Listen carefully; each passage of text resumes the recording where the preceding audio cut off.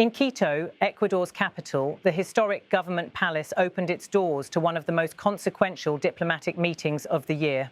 On September 4th, 2025, U.S. Secretary of State Marco Rubio was received by Ecuadorian President Daniel Noboa and Foreign Minister Gabriela Sommerfeld. The encounter came at a time of deepening regional instability. Once celebrated as a safe haven in Latin America, Ecuador has in recent years faced a surge of violent. The government of Noboa has responded with extraordinary measures, deploying troops across cities and prisons in an effort to wrestle control back from powerful gangs. Into this environment stepped Marco Rubio, representing Washington's interest in fortifying an ally's fragile stability.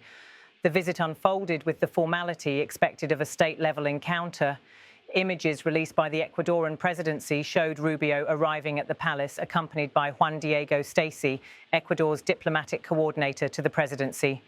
He was welcomed by top officials before being ushered into meetings with President Noboa and Foreign Minister Sommerfeld. Cameras captured the sequence of handshakes, official poses, and round-table discussions, rituals that underscored both the symbolism and the substance of the occasion. Rubio's arrival carried the weight of Washington's commitment. His presence was not merely ceremonial, it represented a tangible shift in U.S. policy towards Ecuador. As an emerging ally of U.S. President Donald Trump, Noboa has positioned his country squarely within Washington's orbit, aligning closely with U.S. interests on security and trade. The highlight of Rubio's remarks came during his pledges of U.S. support for Ecuador's embattled government. With measured words but unmistakable firmness, the Secretary of State linked Ecuador's domestic crisis with a broader regional challenge. Argued were no longer just local threats, but actors with transnational reach.